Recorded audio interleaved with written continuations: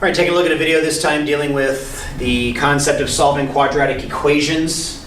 There's several techniques to doing this. Some have benefits and drawbacks over others. Some are better for checking than they are for actually going through the solving process. We're calling this part one of a couple different lessons that deal with the different ways that we can go about solving quadratic equations. Today we're going to take a look at solving by factoring. And then we'll also take a look at solving by graphing, although I would suggest you use graphing more as a check than I would for actually doing the solving. Solving by factoring revolves around one very, very simple principle, and that is this. A times B equals 0 means that either A is 0 or B is 0. Now the reason I say that is because these are called factors.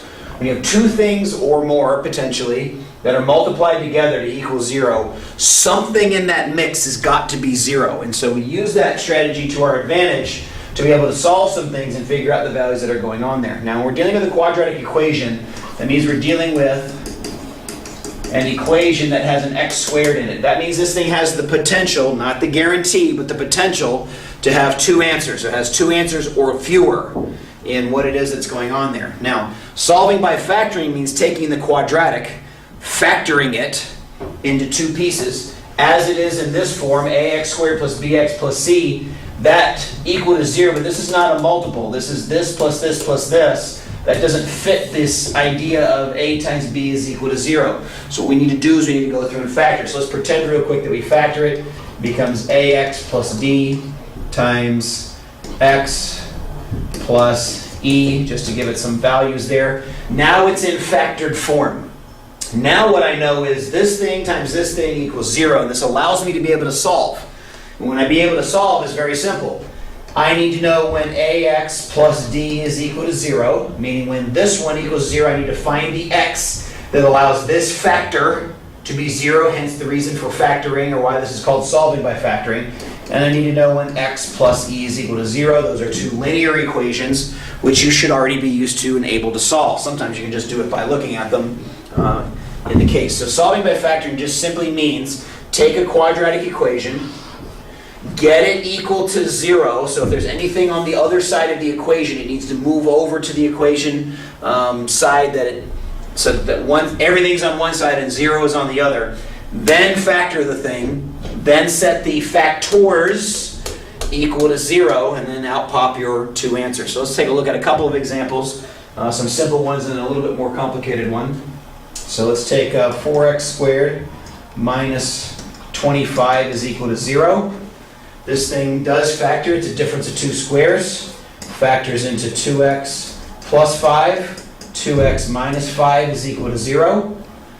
So 2x plus 5 equals 0, or 2x minus 5 is equal to 0, because it's either this one or that one. The x is not the same in the two, so it's an or. But if x is this, the one proper one for this, or if x is the proper one for that, I will end up equaling 0. So x turns out to be negative 2.5 here, and x turns out to be positive 2.5 here. So x could be rewritten as x is plus or minus 2.5. Now a lot of students try to tell me that once they get the first answer, it's just plus or minus that one answer. That is a special case. It is only when we're missing the x term here that thing is going to turn out to happen. All right? Any other situation where we're solving, it is not going to turn out almost universally that these two things are going to end up being the same or opposite values. So don't assume just because I got one of them that there's plus and minus this. Do not make that mistake. It will be wrong. Now to check this thing, we just go back into the original equation and we multiply it out. So this is 4 times 2.5 squared minus 25 is supposed to be equal to 0. 2.5 squared is 6.25.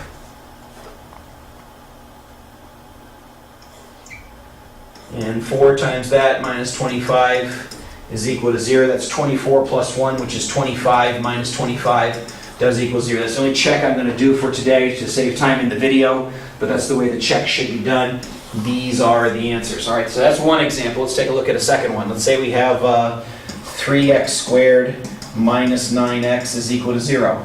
So again, I look at this thing, can I factor it? This is a nice quick way to solve them if you can do factoring. Now the problem with factoring, well, before I get ready to do this, is it doesn't always work.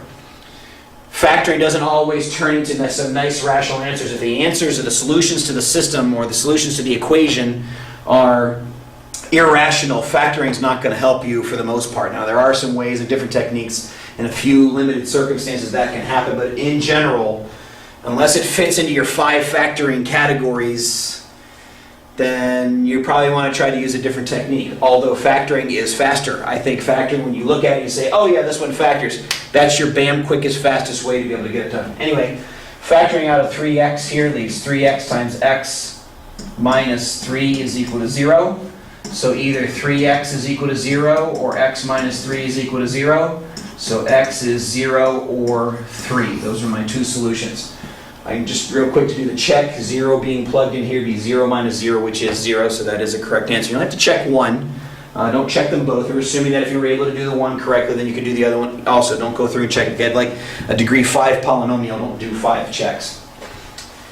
All right, so let's say we have x squared minus 5x minus 14 is equal to 0. To make up one that's I know is factorable. So I factor this thing using my factorable trinomial technique. I need something that multiplies to give me negative 14 and adds up to negative 5. That's obviously negative 7 and positive 2. So there's my 2 factors. X minus 7 equals 0. I can do this one in my head. And so x is 7 or negative 2. Those are the 2 values that would go in there. So those would be my solutions. And then the check would take place under one of them. So solving by factoring is a simple concept.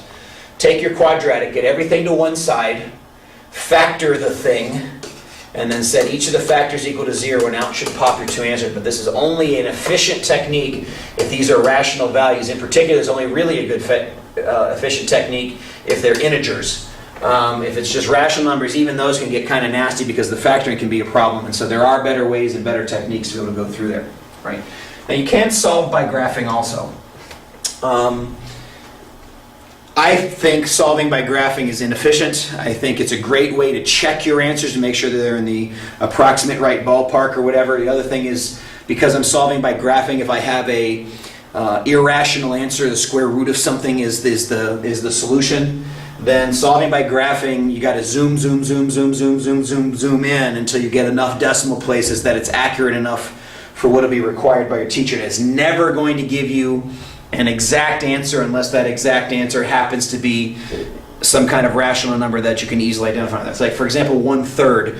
Even as simple a number as that is difficult to see on the graph from an exact standpoint. And the square root of 71 is even worse. So just be aware that graphing is a better check just to make sure that what's happening is happening in the right places. So the question is, what does the graphing have to do with anything?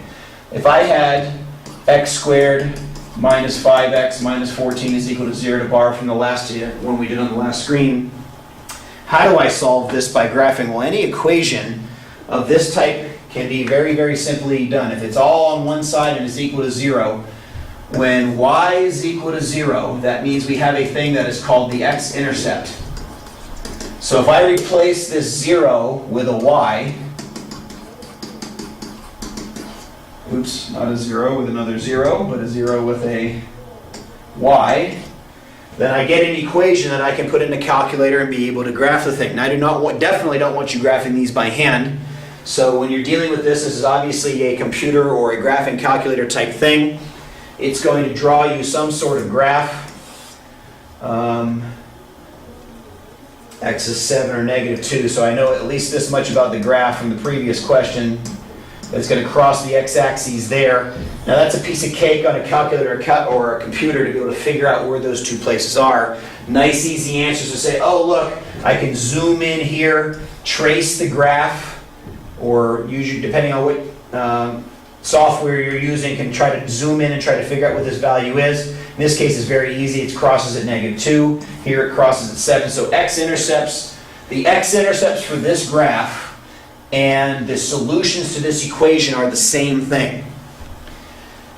Y is 0 is x-intercepts from a graphical interpretation, or if I take this y out and replace it with a 0, it's taking the equation setting it equal to 0, which is then finding the solutions for the time when it's equal to 0. So the solutions and the x-intercepts turn out to be the same thing. All right. So on the graph, I can use this in a nice simple equation like this and be able to zoom in and find those two values. So I can say, well, okay, x is -2 or 7. The check should take place just like it would in any other situation, checking one of the numbers and make sure that it does indeed have a solution. The problem then becomes when you have situations like this, and I'm not going to give you an equation, let's just say we have this thing right up through here, 1, 2, 3, 4. So notice it didn't exactly go through 1, 2, it's between 2, -2 and -3, it's between 3 and 4 over there. That's when it becomes dicey. First of all, we want to live in the world where we have exact answers. Even if we don't report the exact answer, we report an approximate answer. We'd like to be able to get to the place where we know exactly what the answer is. So graphing is a great check. And what I mean by that is once you solve the equation by factoring the other techniques you may learn at another time, graphing is a great way to go back and say, yeah, it's about in the right spot, yeah, it's about in the right spot, and then move on. That can be your check. You can write down your check as a sketch of the graph saying, you know, I did check this by doing the graphs. So if you did this by factoring, you would just sketch the graph real quick and say, yep, these guys cross the x-axis in the proper places. At the same time, graphing can be useful and fairly quick if it has nice, neat, even, easy answers.